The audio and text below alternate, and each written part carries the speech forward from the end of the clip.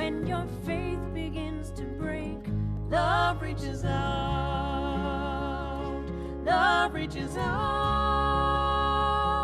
love reaches out, here by your side, bringing you home, love reaches out, through the pain your eyes have seen, through the voices in your head, through the war you still endure, love reaches out,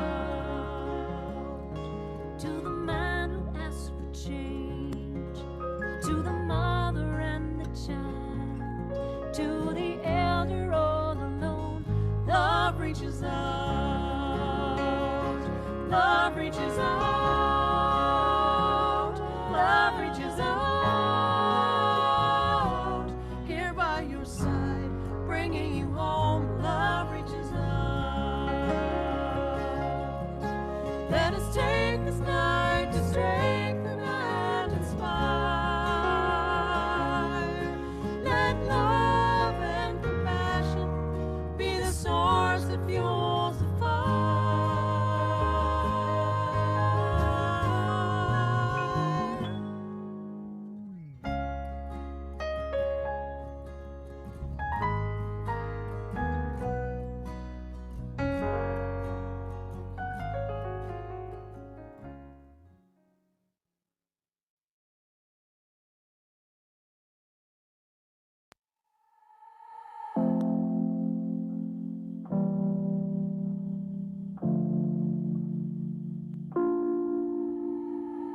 See no stranger, let's break this thing open. And distance is danger, so I'll pull you close in. See no monster, we all come here broken, but love can unbreak us if it goes unspoken. See no stranger, not saying I'm a savior, but I'm here to show you that open is braver.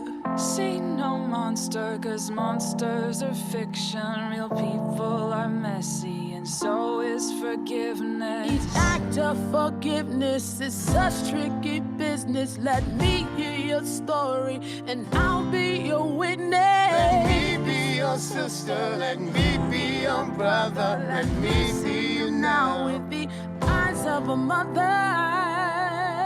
La la la la.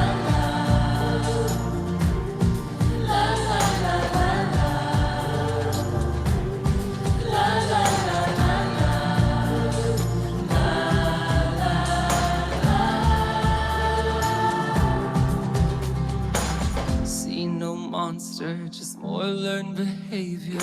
Under his thick skin is something so tender. See no stranger, no typecast, no token. See all people as people in motion. There are no monsters, there are no strangers. There's just a shedding of armor. Each act of forgiveness is such tricky business. Let me hear your story, and I'll be your witness. Let me be your sister, let me be your brother. Let me see now with the eyes of a mother. La la la la la. La la la la la. La la la la la. La la la. La la la la la. La la la la la. La la la la la.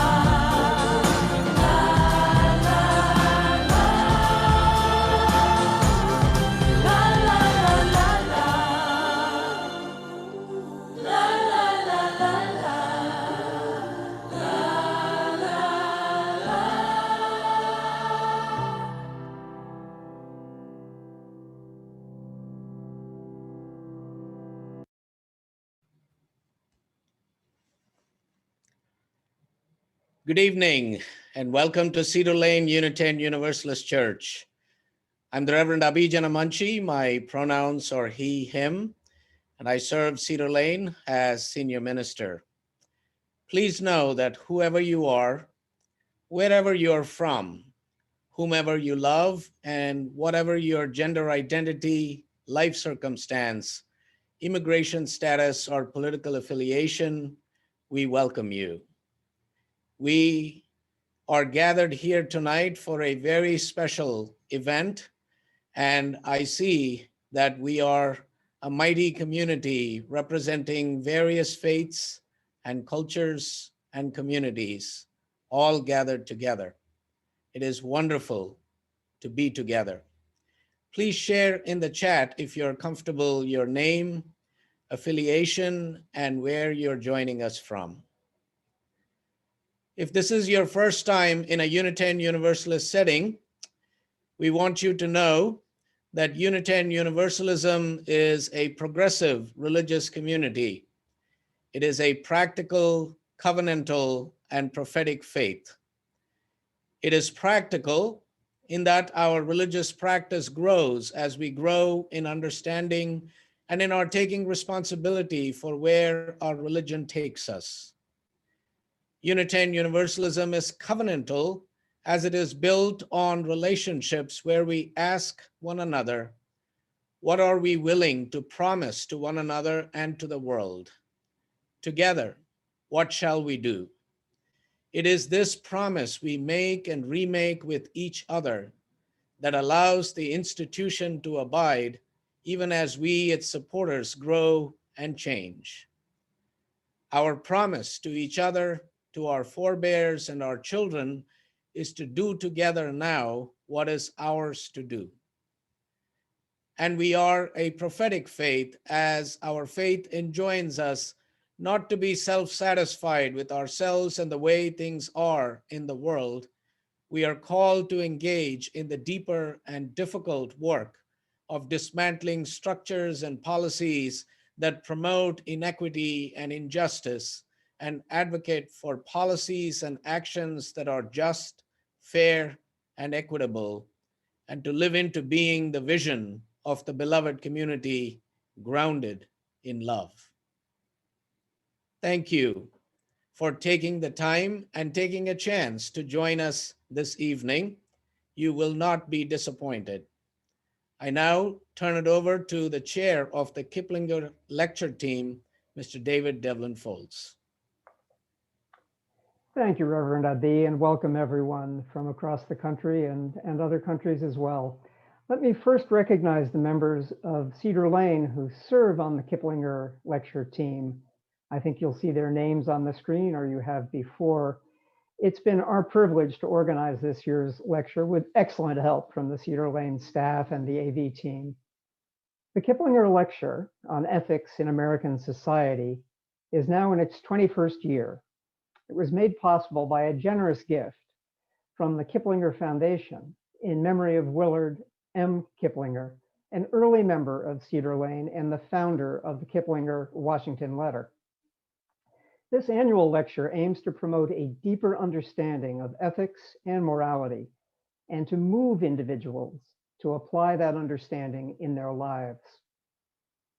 Members of the Kiplinger family are tuned into today's lecture, and I want to say to them directly how grateful the Cedar Lane community is for the gifts that have made this program possible.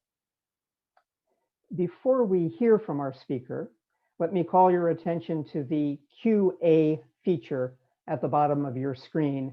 You can use it to enter questions and comments for the discussion period that will follow Valerie's remarks.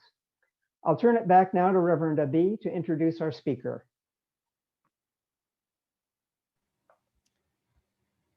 Thank you, David. Tonight's subject is love, revolutionary love.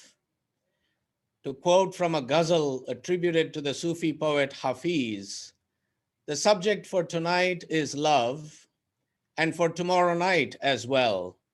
As a matter of fact, I know of no better topic for us to discuss until we all die. 400 years ago, our Universalist ancestors proclaimed that when it comes to our ultimate destiny, love wins. Love wins because love is its own reward, because love is its own heaven, not somewhere else far away, but right here on earth. They believed then, as we still do now, not in life after death, but in life and love after death. What convinced our Universalists and Unitarian ancestors is the belief that human hope and courage are ultimately grounded and surrounded by the embrace of an infinite and unconditional love that will not let us go, let us down, or let us off the hook. Love is the source. Love is the power, love is the ethic, and love is the foundation upon which we seek to build our lives and our religious community. Now, though we are a religious tradition founded and grounded in love, we don't own the copyright on love. We seek to constantly learn from and deepen our understanding of love and how to make love real in our lives and in our world. And so we are deeply honored tonight to hear from and learn from a spiritual and prophetic teacher who embodies in intention and action revolutionary love, Sister Valarie Kaur. Valarie is an acclaimed civil rights activist, lawyer, award-winning filmmaker, educator, and more recently, best-selling author of See No Stranger, a memoir and manifesto of revolutionary love. She's also the founder of the Revolutionary Love Project.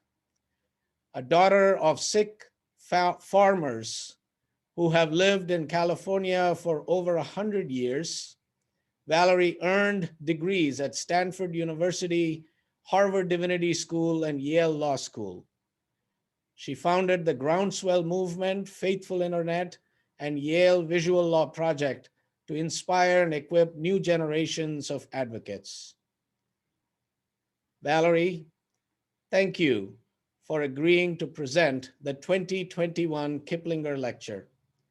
We are eager and excited to hear your message, and so I'm going to get out of your way and turn it over to you. Oh. Vaheguru Ji Ka Khalsa, Vaheguru Ji Ki Fateh. The beloved community belongs to divine oneness, and so does all that it achieves. Thank you, Abhiji, for that beautiful introduction. Thank you to the Cedar Lane community for this wonderful embrace. Thank you to the Kiplinger family for the honor of being able to give this lecture in the name and the memory of your beloved ancestor. And thank you to the Unitarian Universalist community at large. Your mission, we dare to embody, beloved community. I feel like that mission itself is a daring statement in a time such as this. What does it mean to embody beloved community when we have spent so much time physically distant and emotionally distant from one another? And yet here you are, daring it, finding ways to bring people together, hundreds of us now, in real time, gathering around this central question of life and really the central question of our era. How do we embody beloved community in a time such as this? I want to begin with a very deep breath. So wherever you are, I invite you to place your feet on the earth.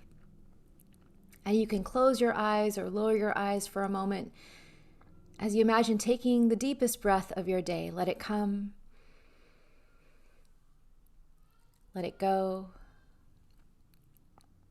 As you feel the earth beneath your feet, you can imagine the ancestors of the land beneath us. And if you know the name of your indigenous ancestors of this land, you can let their name come to your lips. The Tongva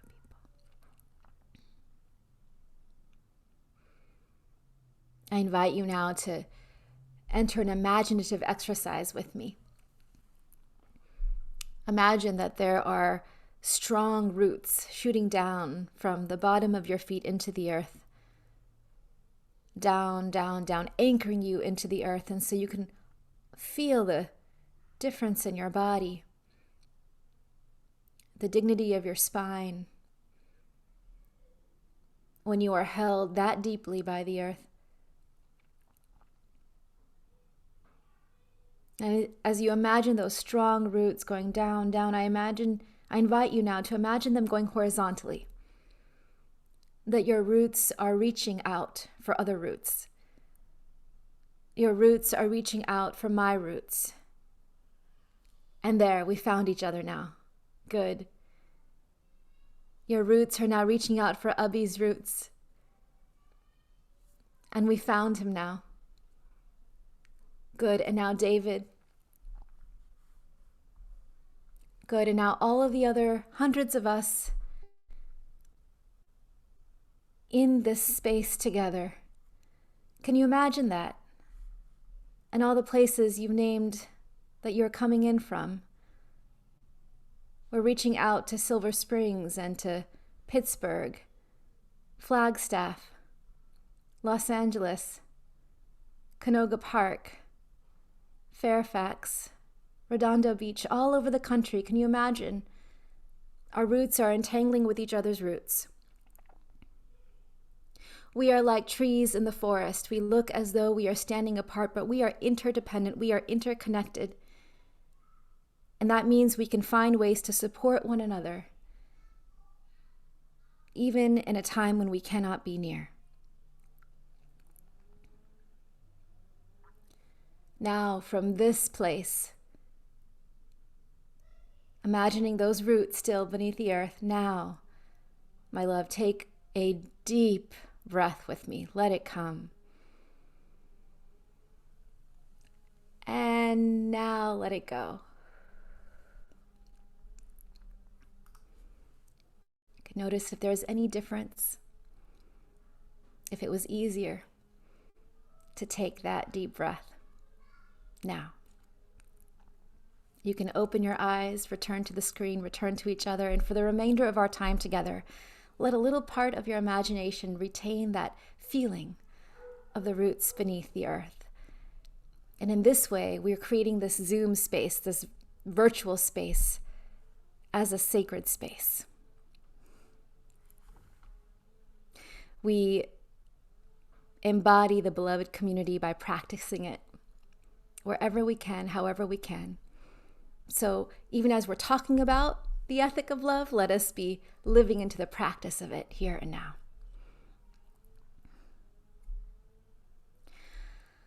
I want to begin my lecture with a story. January 6th was a harrowing day for our country, and especially for my family. You see, my brother-in-law was trapped in the U.S. Capitol building during the insurrection. He is a reporter for CNN, so he was locked behind his office doors, hiding, waiting, still reporting through the phone. Even as my husband and I looked up at the screen and would hear him and know that he was safe on the other side of the screen, we would see images of heavily armed white men tattooed with their guns, waving Confederate flags, smashing down the windows, roaming the hallways, stalking the hallways, looking, and I kept thinking, what would they do if they found him? It was not just a reporter, but a brown man. We were on the phone with his wife and his mother. I was sobbing, I was shaking, and it was only once we could hear that he was being safely evacuated to an undisclosed location, not home, just to a place out of harm's way, did I begin to become aware of my body. My throat was closed. My chest collapsed. my hands were trembling. And I thought, oh, this is terror. And this terror is familiar. How many times in the last 20 years, as a Sikh American woman, have I seen people I love in harm's way and have been helpless to protect them? How many times since the terrorist attacks on September 11th and all the forms of hate violence since then, in the face of white nationalist rage such as this? You see, the nation saw in that moment what so many Black and Indigenous and brown mothers have long known, that white supremacy, white nationalist terror is as old as this country. What was new about January 6th was that those energies started to become cannibalistic, started to turn on the very seat of government that had once gave it power and legitimacy. What were the insurrectionists trying to do? They were trying to stop a peaceful transfer of power to a diverse coalition of leadership that would see my family and so many of you as part of this country. It was inevitable, as the nation becomes more and more multiracial, that white supremacist rage would then turn on our government itself. As I was beginning to feel the despair in this, and tending to my own wounds and my family, my husband, my children, I got a call that night from a very dear friend.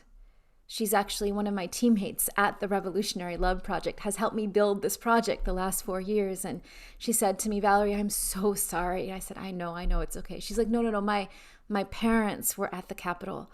And I said, oh, are they okay? And she said, no, you don't understand. They were on the outside of the building, part of the protests. So my brother-in-law was on the inside, and her parents were on the outside. And in that moment, the words of Dr. King became so vivid that we are tied together in a single garment of human destiny, that separateness is an illusion. And as much as I wanted to look at those people, as much as I wanted to hate those people, as much as I wanted to see them as monsters, I had to see them through the eyes of their daughter, who saw them as deeply wounded, deeply misinformed, whose very real racial biases, racial animus was fed and fueled by all the institutions that structured their daily lives and leaders going all the way up to the president. Seeing their wounds didn't make them any less dangerous, but it helped me understand that so much of the aggression that we are seeing, that we have seen dominate this country the last few years, this white nationalist rage is simply often a result of unresolved grief. They are grieving the notion that this country ever belonged just to them in the first place. Someone has to tend to that grief. Someone has to tend to those wounds. It's probably not going to be me, but it might be her. It might be their daughter. When I call for the ethic of revolutionary love, I believe that revolutionary love is the call of our times, because it is the only thing that will take us across the threshold, that will help us through this great transition that we are in as a society. You see, the forces that have taken America in the last few years, white supremacy, patriarchy, tyranny, assaults on our democracy, They're not going away because we have new leadership in the White House. Her parents are not going away. They're here, millions of people, millions of our neighbors, our relatives, our friends, our fellow congregants. What does it mean to take all of us across that threshold? It means reckoning with the fact that our nation is in transition and that this transition will last 25 years. You see, within 25 years, the number of people of color in this country will exceed the number of white people for the first time since colonization. And we are at a crossroads. Will we? Will we continue to descend into a kind of civil war? An ongoing power struggle with those who would want to return America to a past where a certain class of white people hold dominion? Will we see more images like we saw on January 6th? Or will we begin to birth a nation that has never been? A nation made up of other nations. A nation that is truly multiracial, multi-faith, multicultural, where power is shared, where we strive to protect the dignity and the worth of every human being. The stakes become existential when we consider climate change. As the wildfires rage, as the storms intensify, we know that humanity itself is in transition. If we don't start solving the climate crisis within the next 25 years, starting now, there may not be a future at all for our babies or their babies. Will we marshal the vision and the skill and the solidarity to solve this problem together? Or will we perish? The future is dark. Is this the darkness of the tomb or the darkness of the womb?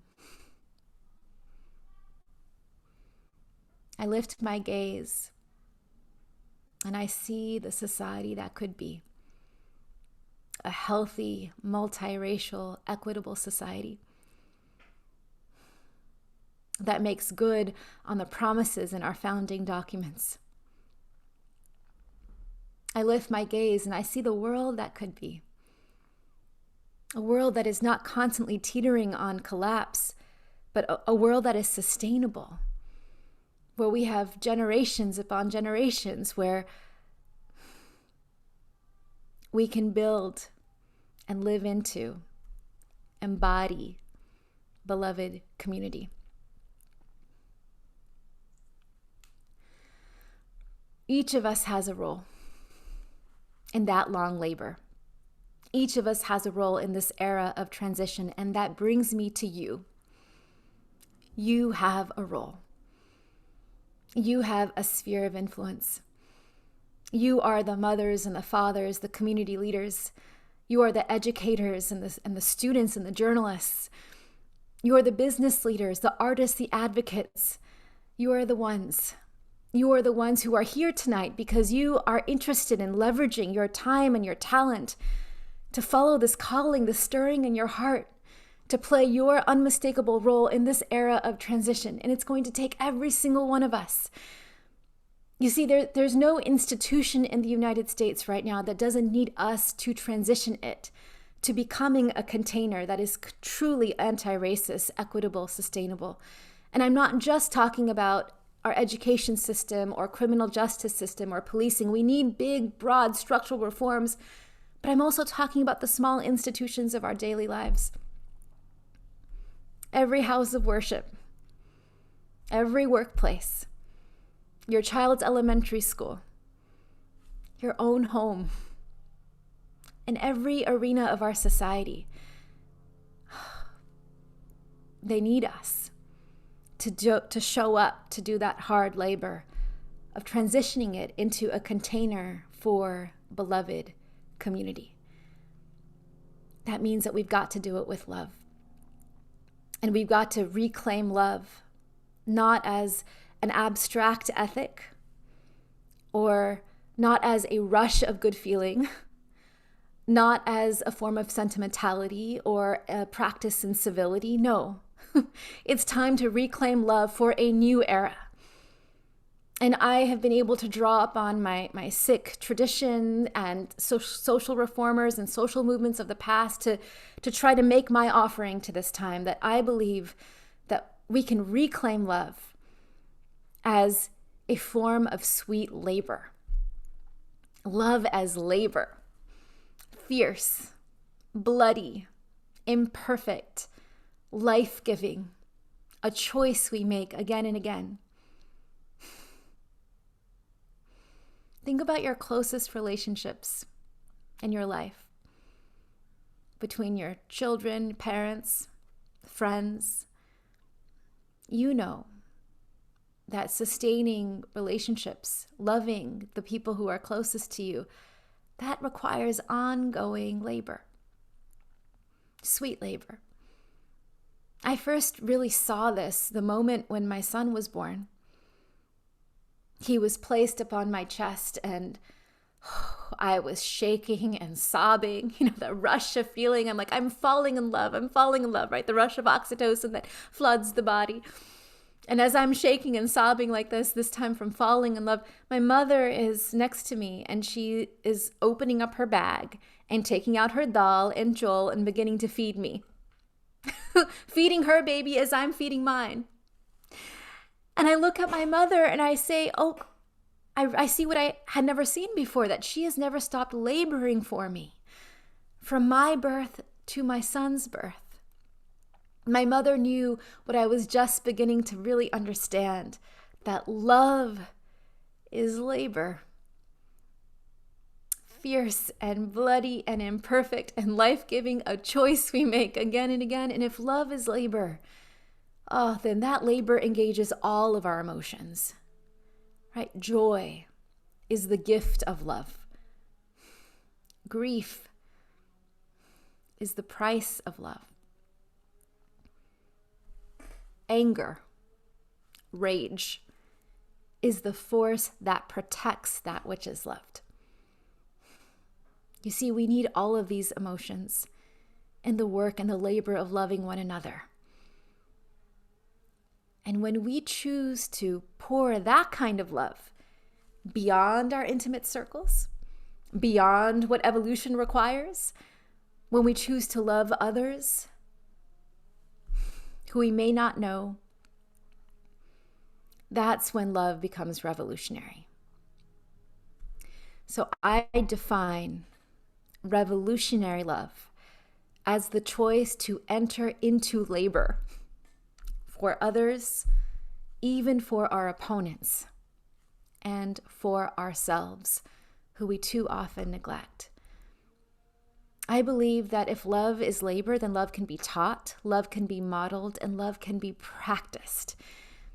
We talk a lot about beloved community, and there are organizations, churches like Cedar Lane who have really understood how to embody it.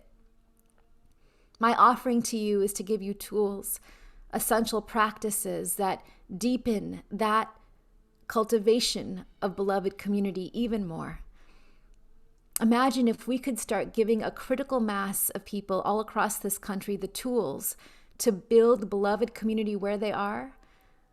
Might that create the culture shift, the consciousness shift that we need to take the United States and the world across the threshold?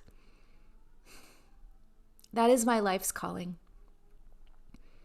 That is my work and my offering to you.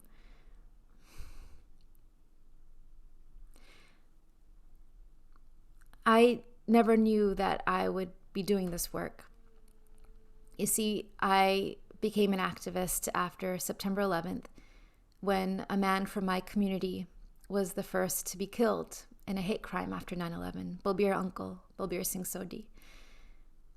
His murder devastated my family, devastated my community. He was killed by someone who called himself a patriot. And he saw Balbir uncle with his turban, which Sikhs most men and many women wear as part of our faith. He saw this turban that is meant to represent our commitment to love and justice as a marker of terrorism. And so he saw Bobby-Uncle as a terrorist and shot him 4 times in the back. And ever since then, my life's work has been to try to make the nation safer for the next generation. So I became a filmmaker, a civil rights lawyer, and with every film, with every campaign, with every lawsuit, I thought that we were succeeding. And then my son was born right around the time that the Trump era had begun, and hate crimes against my people were skyrocketing. And so I had a moment of crisis. I had to find out how to stay in the labor. If this is our great transition, the midwife says to breathe and then to push. But how do we breathe? How do we push? I needed to find out for myself as much as for others. And so I took my family to the rainforest. I took my family to the rainforest for a year. And I poured through the stories of my life and the stories of wisdom traditions and social movements. And I began to see patterns, which I began to call practices of revolutionary love. You see, this call to love without limit, this call to revolutionary love, it's not new. It is ancient. It has come down to us on the lips of spiritual teachers and indigenous healers and social reformers for centuries. When did you first hear the call to love, the call to a revolutionary kind of love? I first heard it when I was a little girl. I was growing up on the farmlands of California, and I remember hearing my first racial slur and leaping into my grandfather's arms, and he would just tell me stories of my sick ancestors. And my favorite story was always our origin story, the story of Guru Nanak. This is how the story goes. 550 years ago, there lived a man named Nanak who was so distraught by the violence around him, that sound familiar, that he retreated. He disappeared by a river for 3 days, sitting in perfect contemplation, looking, searching for the answer. The sun rose and the sun fell. The sun rose and the sun fell, and Nanak kept sitting, and people thought him a dead man. People thought him a drowned man, until the 3rd day the sun rose and Guru Nanak emerged with a vision of oneness. Ik Onkar. Ik Onkar, the oneness of humanity and the oneness of the world. This vision of oneness struck him into a state of wonderment, an embodied state of wonderment called Vismad. You see, he felt like he could look upon the face of anyone and say, "You are a part of me I do not yet know. You are a part of me I do not yet know." Nanak taught that all of us could see the world in this way.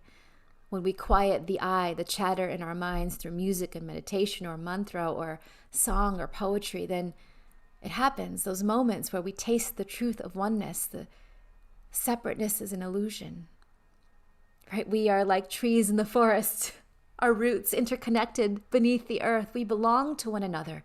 We are part of one another. And this call to love, this call to see the world through the eyes of love, was a dangerous path. Papaji would say, my grandfather, you see, if I love you, he would say, love is dangerous business. That's what he would say. Because you see, if I love you and I choose to let your grief into my heart, if I choose to see you as my sister, my brother, my sibling, then I must be willing to fight for you when you are in harm's way. And so Guru Nanak's followers became Sikhs, S-I-K-H, seekers of truth, but they became known as warriors, standing up to fight the injustice of oppression, the injustice of empire. Sant Sipahi was our ideal in our faith. Sant Sipahi, the sage warrior or the warrior sage. The warrior fights, the sage loves, I took it as a path of revolutionary love. Revolutionary love. When did you first hear it? Guru Nanak called us to see no stranger. Nako beri nehi bagana. I see no enemy, I see no stranger. But think of all the ways that has shown up in human history. Buddha called us to practice unending compassion. Abraham to open our tent to all. Jesus to love our neighbors. Muhammad to take in the orphan. Mirabai to love without limit. They all expanded the circle of who counts as one of us to include every single one of us. And you know what? This idea of our interconnectedness and interdependence, it's increasingly verified by science, isn't it? We're all indivisibly part of one another. Biologists tell us that we share a common ancestry with everything alive. They tell us that the air we breathe contains atoms that were once circulating in the lungs of long-distant ancestors. They tell us, astronomers tell us, physicists tell us that our bodies are composed of the same elements created deep inside the furnaces of long-dead stars.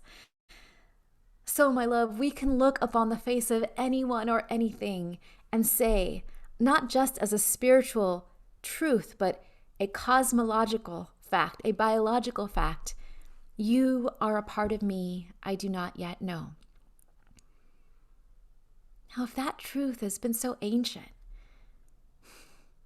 if it's been around, if it's come down to us through the generations, then what keeps us from seeing each other that way?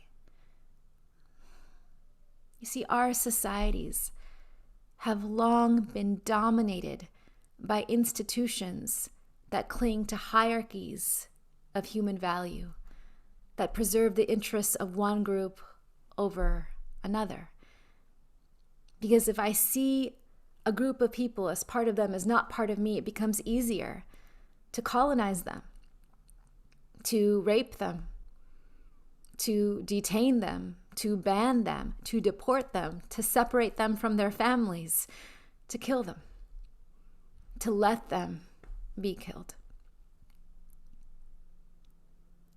Our societies have long been ruled by those who would cling to these hierarchies of human value, and it's time. It's time for those of us who have heard this call to revolutionary love to rise now. Not just in our churches, in our temples, in our mountaintops. No, it's time for us to step into those institutions of power and take the reins. It's time for us to remake and reimagine all of the institutions that we are part of, to be grounded, anchored in this ethic of love, to teach our children how to see no stranger. That is the work of our generation. That is the work of our lifetime. And if humanity itself is to survive,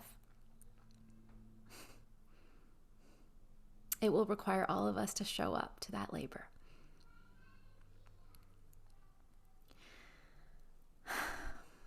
The good news is that we have tools for how to do this. And I'm excited now to share with you a tool that we have just developed, that we are just releasing. I first presented it in my book, See No Stranger, but we have just created an entire learning hub around it that you can use with or without the book. It's called a Revolutionary Love Compass. We just did a whole 10-day teaching series around it. So in this time we have together, I'm just going to give you a small introduction to it, and then we can take your questions. This compass is a tool that I'm excited to put in your hands. You can point it in any direction and gain some insight about what practice you might need to practice the ethic of love. So we start with pointing it to others. That practice is called See No Stranger. How do you train your eye to see no stranger? Well, it begins with wonder. It doesn't necessarily have to begin with compassion or empathy. Those are emotions that can come and go. empathy to feel as another, compassion to feel for another. Those are critical tools in the work of love, but it actually begins with wonder, with looking upon the face of another and saying, you are a part of me I do not yet know. It's an orientation of humility and openness. It primes us to be able to listen for their wants and needs, to be able to love them. When we wonder about another, we open ourselves to their grief. So that second practice is called grieve. How do we grieve with others? How do we become brave with our grief? When we grieve together, we gain the information for how to fight for one another. And so that third practice is called fight. To protect those who are in harm's way. What are your swords? What are your shields? What are your tools that you need, that you're using to fight the good fight? We have practices for that. Now, all this talk about fighting, what happens? How do you orient to your opponents with love? So we turn the compass and we look at our opponents. Now notice I don't use the word enemy here. Enemy implies a fixed state, a permanent state. No, Nako beri nehi bagana. Nanak said, I see no enemy. And yet there will always be those who oppose you. Our opponents are real. How do we orient to them? This practice I call tend the wound. Tend the wound. You see, there are no such thing as monsters in this world. There are only human beings who are wounded, who do what they do out of their own sense of insecurity or blindness or suffering. But the only way we can tend to their wounds is if we begin with our own. And so that very first practice you see on that inner circle is rage. Rage is not the opposite of love. Rage is the force that protects that which we love. We need to honor our rage. The solution is not to suppress it or to let it explode, but to process our rage in safe containers. And once we are in relationship with it, we can decide how we wish to use that energy for nonviolent action in the world. And that means that we might be safe enough and brave enough to do the work of listening to our opponents. That's the second practice. How do we listen? How do we listen to people who we want to run away from? We have a whole toolkit for how to engage that work, how to listen for those wounds. And once we have all that information, what do? We can engage in the work of reimagining, not just resisting, but reimagining the institution, the culture, the context that perpetuates harm. Now, this work of loving others and loving our opponents, this is hard labor. And social reformers from Gandhi to King to Mandela, they taught us a lot about how to love others and how to love our opponents, but they didn't teach us at length about how to love ourselves. So now we turn the compass finally to our own sweet selves. This is the feminist intervention. This is Black women like Audre Lorde and Bell Hooks. They teach us that loving ourselves is not a form of self-indulgence, but a form of political warfare. You see, loving ourselves, honoring ourselves is how we last in the labor.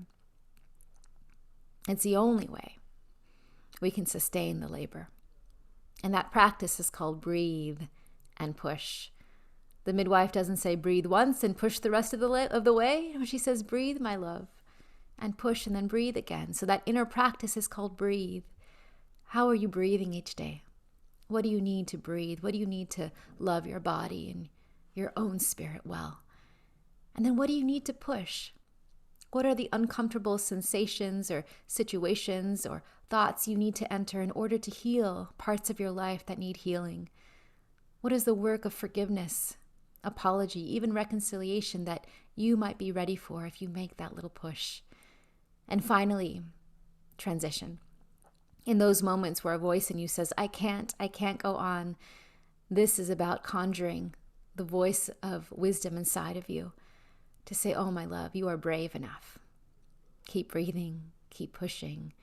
We have to transition ourselves in order to transition the society around us. Now, when we are laboring with all of these practices, loving others, loving opponents, and loving ourselves, then the labor is porous enough to let joy in. And here I wish to leave you with this, that I have discovered that the fight for justice, the labor for justice, it began long before we were born. It will continue after we die. And so how can it be? How can we make the love the labor, an end in itself. I believe laboring for a more just and beautiful world with love and with joy is the meaning of life. You can find this compass and this learning hub at valariekaur.com and the community we are building. And if there's anything that you take away from our evening together, may it be that image of the roots beneath the earth. The fact that, oh my love, you are never alone. We don't go to battle alone. We don't give birth alone. In any of our labors in life, including the labor of just getting through each day and this incredible moment of history in which we find ourselves alive, it's time to remember that separateness is an illusion, that we can build beloved community when we embrace it fully from where we are. Thank you so much for this time together. Vaheguru Ji Ka Khalsa, Vaheguru Ji Ki Fateh.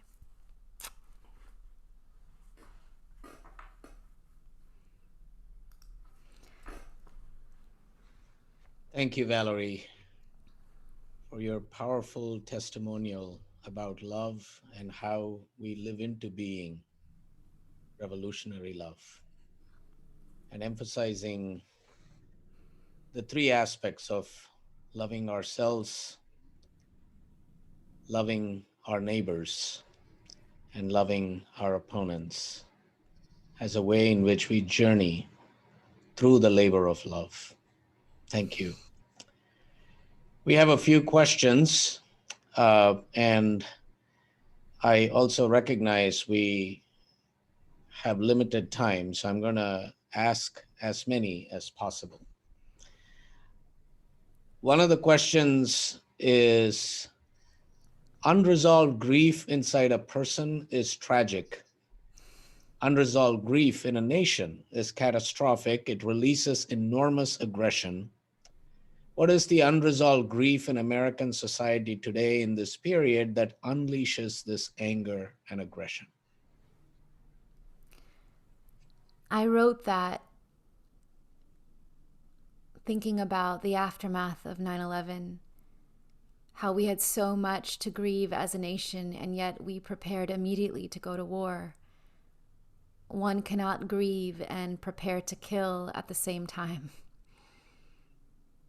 And so what happened? All of that unresolved grief got channeled into wars on terror that continue 2 decades later. When I think about the 500,000 people who have been killed by this virus, disproportionately Black and brown and indigenous people, that enormous grief that has been unresolved, that we are just now seeing new leadership create the rituals and the spaces for us to even comprehend it. I think about so much of the aggression we have seen recently as fed by those energies in people. It doesn't know where to go. And so if we are going to see a country that comes together to solve our most important problems, we will need to do the work of grieving all that we have lost. From this pandemic to racial reckoning to the climate catastrophes, the only way that we can envision a better future is if we tell the truth about our past, and that is if we do the work, the emotional labor of grieving together first. Thank you, Valarie. Another question is, how do you start a conversation with a diehard opponent, quote unquote? Well, the first step is when you think of an opponent, you can think of, all of you can think of an opponent now. You see their face. Now, notice what's happening in your body.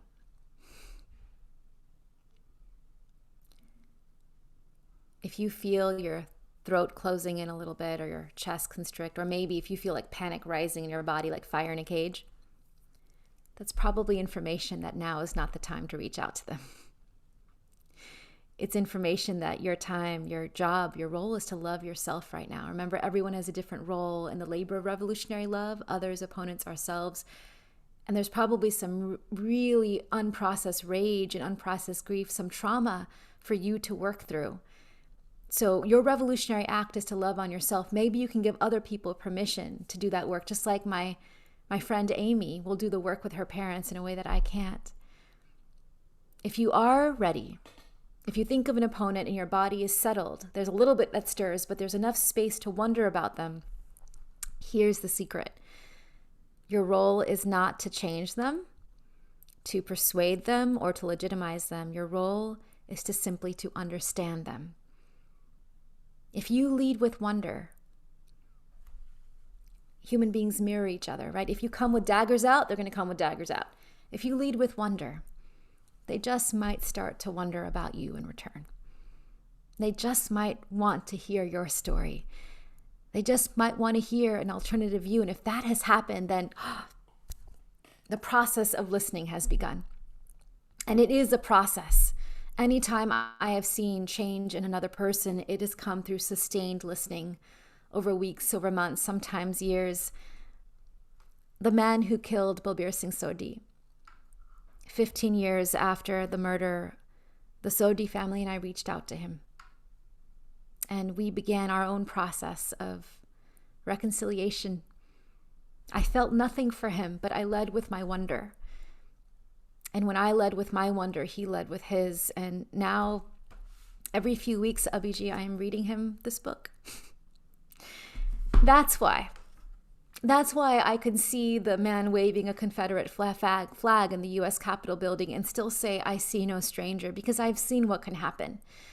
That no one really is beyond redemption, that perhaps 15, 20 years from now, even that man might come to a place where he could see me as a sister.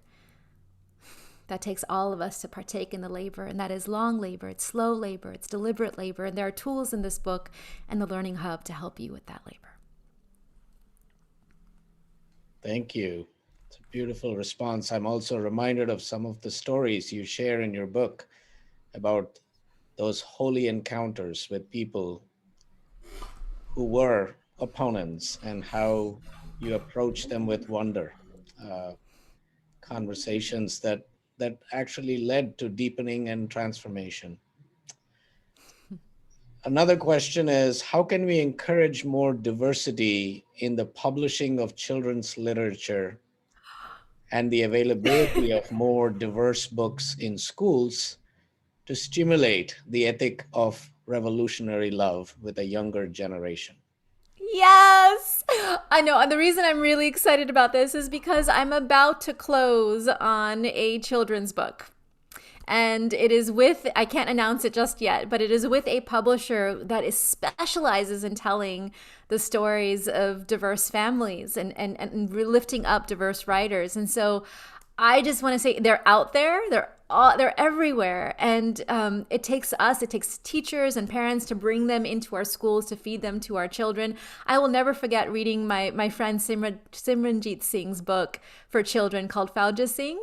My son looked at the picture, and it was the first time he saw a little Sikh boy with long hair and his mother combing his hair. And he's like, Mommy, that's you and me.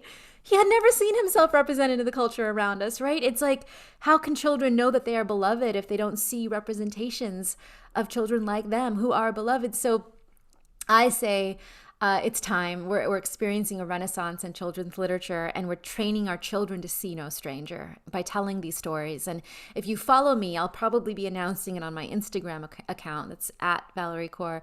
I'll share with you about the books that are coming forth for me and the books I love from others.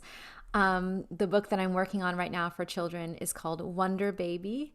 And I'm just going to give you a verse to give you a taste, because this is what I sing with my daughter when we go for walks on Friday mornings. And I'm teaching her Guru Nanak's ethic, embodying the ethic of love by teaching her to see differently. So it goes like this.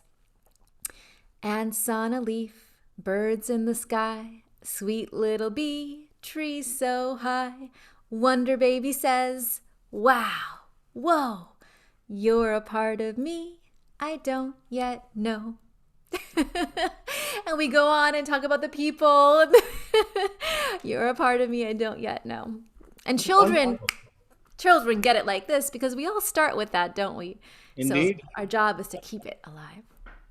Thank you.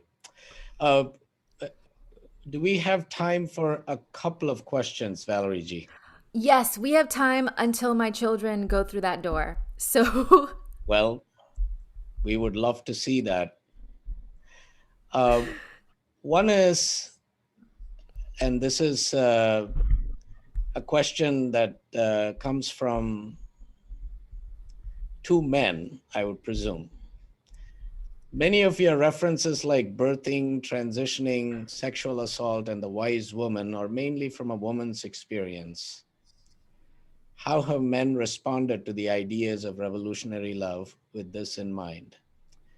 And given that I cannot know the pain of birthing labor and that men in pain tend to lash out, while women in pain turn inward, is my wise man inherently different than Miss Kaur's wise woman? that is such a juicy question. And you know what? I'm going to be exploring that in my next book for grown-ups. This archetype of the wise woman, the woman warrior. What might it unlock in all of us? So, what I first want to say in answer to your question, there are really wonderful responses I'm getting from men around these metaphors, from the men who are tired of the metaphors we always use. And it's like this, if this is an unprecedented time of transition, then we have to be reaching for the wisdom on the margins, the wisdom that has long been buried, and use and put them front and center and follow that lead, right? In my work, you'll hear I use both warrior metaphors and birthing metaphors. I'm the daughter of Sikh warriors. My ancestors were warriors. So I talk about swords and shields and as a form of nonviolent action all the time. And it's useful. And people usually take that in because we are used to hearing those metaphors, aren't we? Why is that? Only a subset of mostly men through most of human history have had the actual embodied experience of going to war. And yet when we say, fight the good fight or soldier on, we all know what that means. It's unlocking a kind of bravery to protect, to defend. So too, only a subset of women have had the experience of birthing, or even birthing in the way that I'm describing it. And yet that experience carries wisdom that might be useful to all of us. Right? When the midwife says breathe and push and then breathe, there's a kind of cadence, a kind of rhythm that helps us build stamina and strength and resilience in all of our various labors in life. Right? And the work of creating and nurturing, that's not a biological right. That's a human right. That is your right. So I'm offering up these birthing metaphors as a universal metaphor, no matter what body you occupy, as a way to think about the labor of raising a family or making a livelihood or building a nation or rebirthing a movement. All of us can I think find that kind of rhythm useful. So this is why the breathe and push I'm holding fast to offer to all of you. And then your question, sir, about the wise woman, that is something I want to explore. I call, for those of you who haven't read the book, I call that deepest voice of wisdom inside of me the wise woman. There's a little critic inside of me that says you're not good enough. You're not strong enough. You're not smart enough. You're not white enough. You're not enough. And I've been wrestling with this little critic since I was a kid. And you may have that voice in your head, right? There's also this wise woman in me. When my son was born, oh my love, you're so good, you're so beautiful, you're so just. He's a newborn, and my husband is like, why don't you talk to yourself that way? So I have started to practice talking to myself as if I am my own beloved child, and I call her the wise woman. And sometimes I journal all throughout the day, and she speaks to me, wise woman here. Wise woman says, oh my love, you're tired today. It's okay. Pour the cup of tea, turn on the Zoom, put on the fireplace, take a deep breath, and then begin and be with your people. You don't have to be perfect. And this is how she speaks to me, right? This is how I can keep showing up. So my wise woman, is it the same as your wise man? Or is there a wise woman inside of you, inside of all of us? When I talked to God when I was little, it was always a he.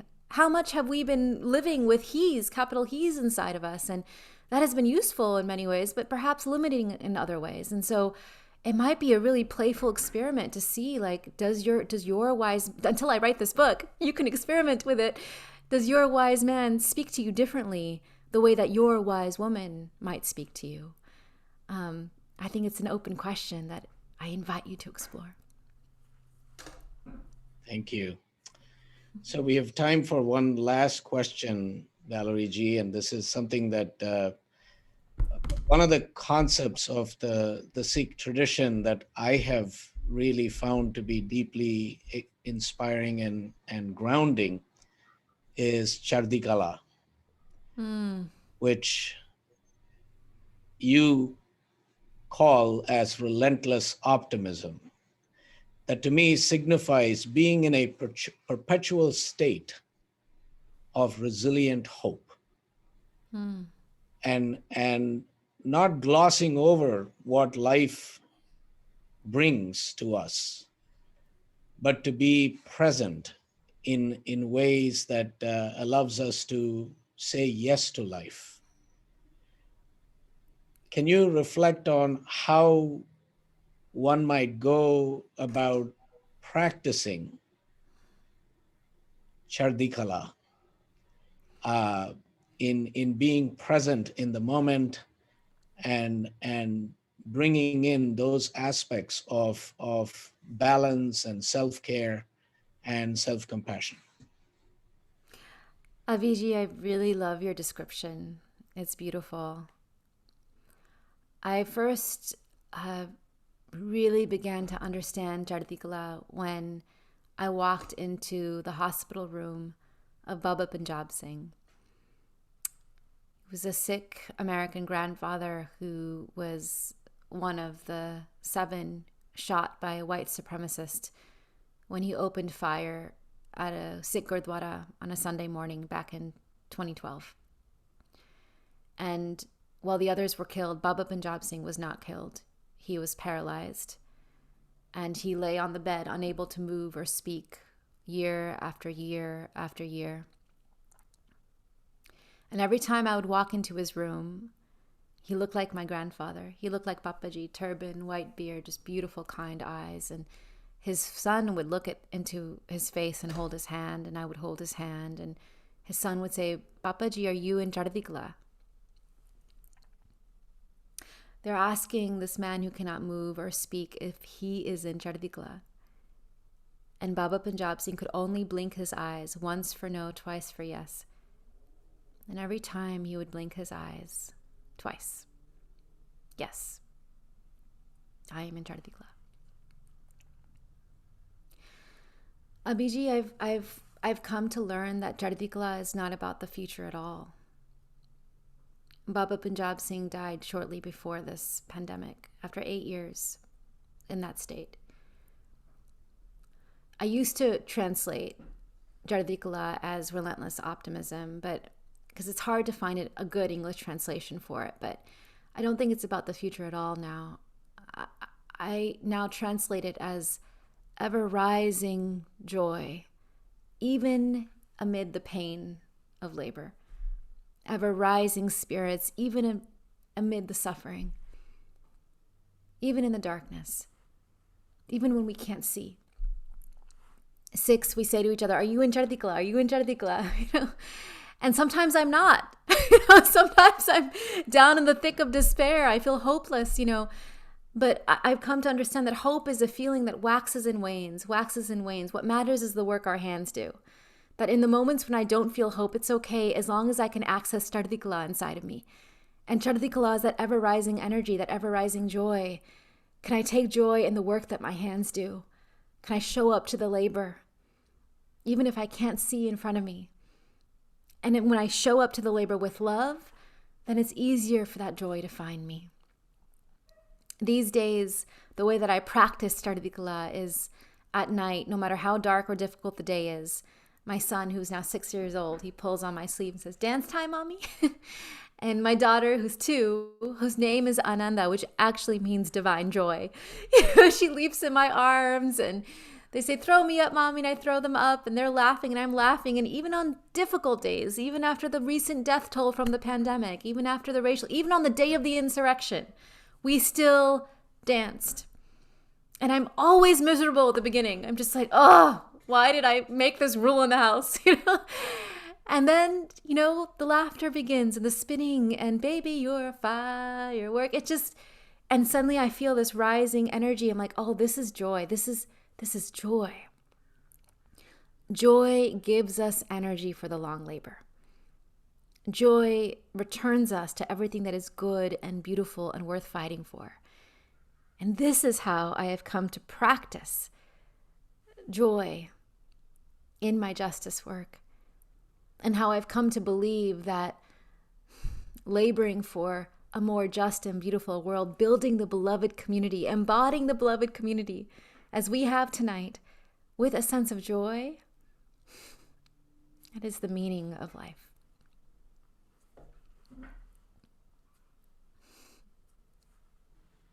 Thank you. Thank you. We cannot have too much joy. No. Ever-rising joy, even in the pain, in the suffering. What a beautiful way to hold that thought. Thank you. Thank you, Valarie G, for blessing us tonight and honoring us, bringing us this message of ethical challenge, resilient hope, and an audacious revolutionary love that will not let us go, let us down, or let us off the hook. Thank you. Abhijit, thank you. And thank you to the whole Cedar Lane community for making a space like this possible, and for the ways that you are living into beloved community every day.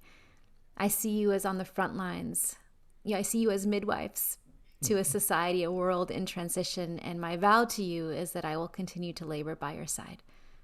Thank you. It would be an honor and a joy. Friends, before we close tonight, I would like to thank everyone who joined us tonight for making time, and also everyone who helped with today's lecture. The Kiplinger lecture team, our Cedar Lane staff, Claire Jaycox and Nicole Kazi, our technical director, Barb Thompson, who have been working away, making this happen, and the Revolutionary Love staff. You can order Valarie's book, See No Stranger, by visiting her website. You can see the slide, www.valariekaur.com/See No Stranger. Thank you for joining us. For almost 70 years, Cedar Lane has been a beacon of this free religious faith in the Metro DC region. And we offer our services and programs freely online for anyone who is interested. And you can help us do this by making a gift today or a recurring pledge if you're feeling moved. We really appreciate you joining us and making Cedar Lane a community where love works. Go in peace, friends. Go making peace. Live gently, love mightily, and bow to the mystery. May it be so.